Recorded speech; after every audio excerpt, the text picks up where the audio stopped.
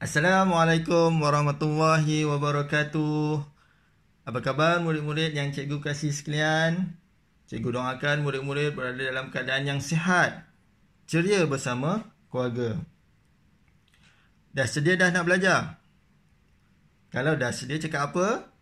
Ya, saya dah sedia. Baik murid-murid, hari ini kita akan belajar dalam bahagian ibadah. Tajuknya diriku bersih. Dalam tajuk diriku bersih ni, kita akan mempelajari tentang istinja, yakni bercebok. Baik, sebut sama-sama dengan cikgu. Istinja, bercebok. Itu dia pelajaran kita pada hari ini. Jadi sebelum kita meneruskan pembelajaran, cikgu akan bagi tahu tentang objektif pembelajaran kita pada hari ini. Yang pertama, murid dapat menyebut, memahami alat-alat untuk beristinja dan ciri-ciri alat untuk beristinja. Yang kedua, murid-murid dapat menyebut dan memahami syarat-syarat beristinja selain air dan cara-cara beristinja selain air. Baik, untuk lebih jelas lagi pada hari ini ya murid-murid, dalam tajuk istinja kita akan belajar yang pertama alat-alat beristinja. Cikgu akan terangkan nanti apakah alat-alat untuk beristinja. Yang kedua, ciri-ciri alat beristinja. Yang ketiga, syarat-syarat beristinja selain air. Dan yang keempat, cara-cara beristinja selain air. Baik, murid-murid yang dikasihi sekalian, kita lihat yang pertama, iaitu tentang alat-alat beristinja, alat-alat untuk bercebok. Murid-murid bercebok guna apa? Ya, betul. Kita sekarang ni bercebok guna air.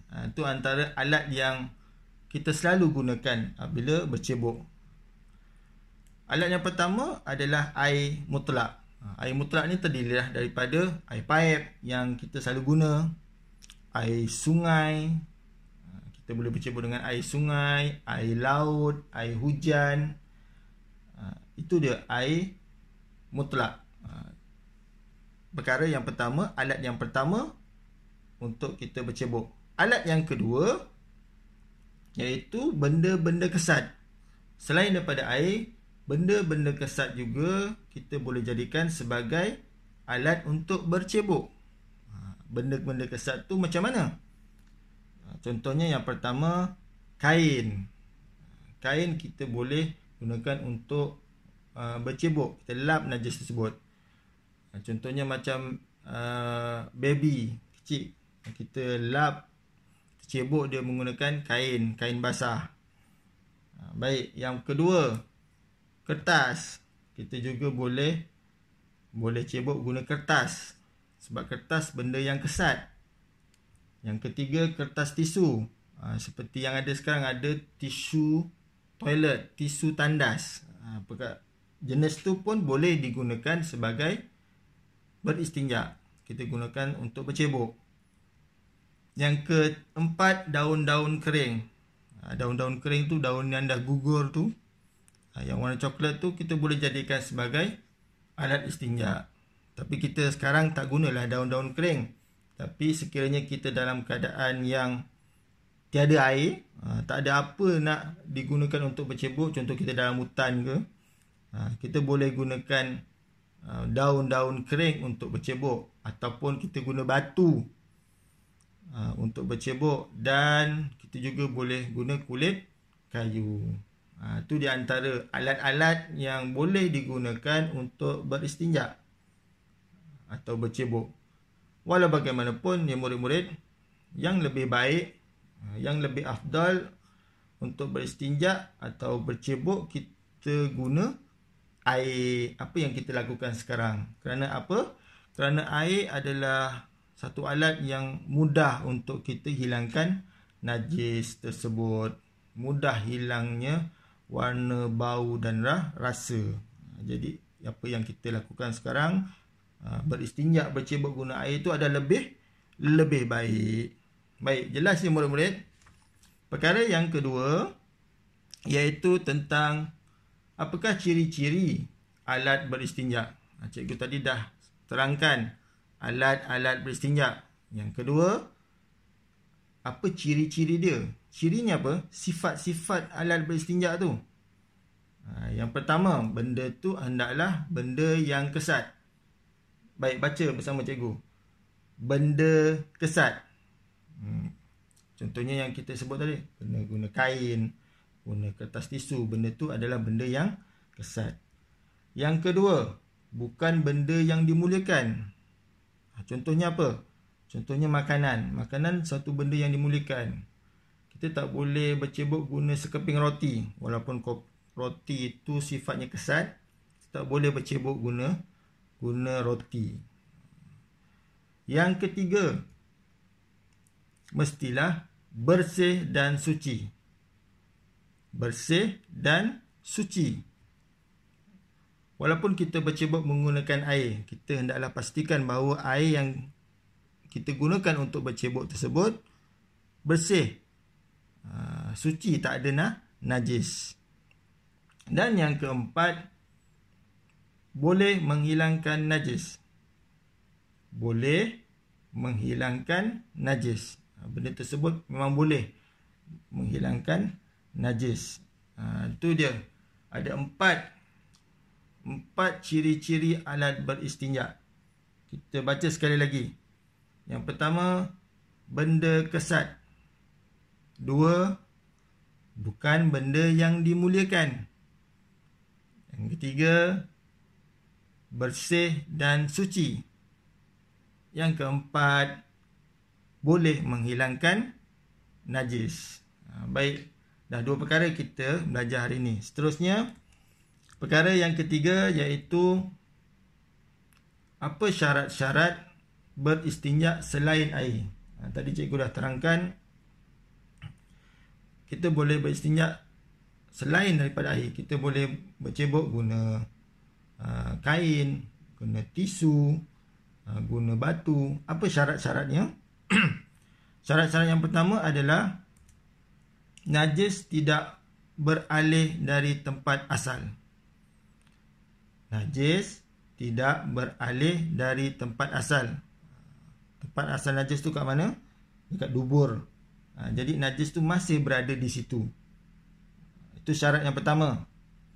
Syarat yang kedua, najis masih belum kering. Najis masih belum kering. Itu dia syarat yang kedua. Ada dua saja syaratnya. Okay, kita baca sama-sama ya. Syarat-syarat beristinja selain air. Yang pertama, najis tidak beralih dari tempat asal.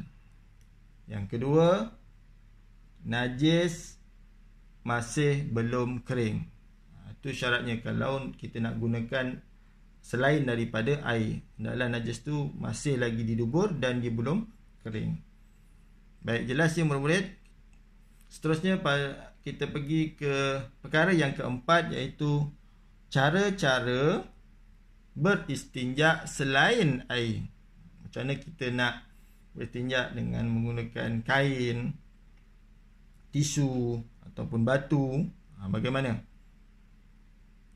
Okay, caranya yang pertama, sapu kubul dan dubur dengan benda kesat. Kita ulang, sapu kubul dan dubur dengan benda kesat. Kubul tu apa? Kubul tu yang keluar air kencing, dubur yang buang air besar. Dengan benda kesat, benda yang kita nak gunakan tu, alat tu, sama ada tisu ke batu ke. Yang kedua, sapu dengan 3 kali sehingga bersih lah, sehingga tidak ada bau, warna dan rasa. Sapu. Dan yang ketiga, setiap sapuan menggunakan benda yang baharu. Setiap sapuan menggunakan benda kesat yang baru. Maknanya bila kita kesat, dah kesat, benda tu buang. Ambil yang baru, yang bersih lagi. Kesat lagi, buang. Ambil lagi yang baru, kesat, tu buang. Sehinggalah bersih. Kita tidak boleh menggunakan benda yang sama. Kesat sampai bersih. Dia tak akan bersih. Kita kena guna yang baru. Kena guna tisu yang lain ataupun kain yang lain untuk menjadi lebih bersih. Baik. Selesai kita belajar hari ini, ada 4 perkara yang kita bincangkan ya. Yang pertama, cikgu dah terangkan tentang alat-alat beristinja. Ingat lagi, alat-alat beristinja ada air dan benda-benda kesat. Benda-benda kesat ada 6 perkara, iaitu kita boleh guna kain, kertas tisu, daun-daun kering, batu dan kulit kayu.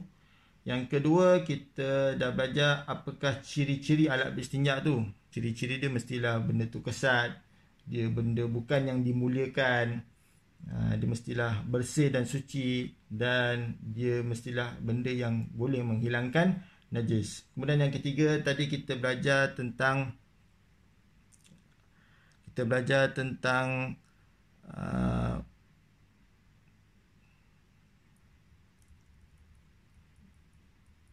syarat-syarat beristinja selain air. Ada 2 perkara syarat tersebut.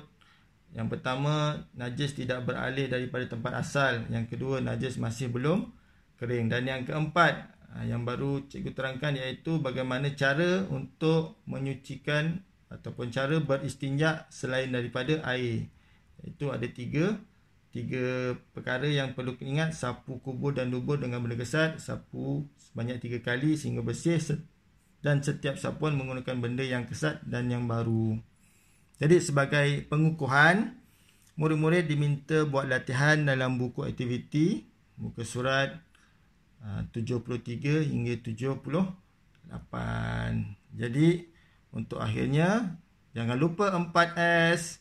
Sayang Allah, sayang Rasulullah, sayang ibu ayah, dan sayang semua makhluk. Sekian, terima kasih. Assalamualaikum warahmatullahi wabarakatuh.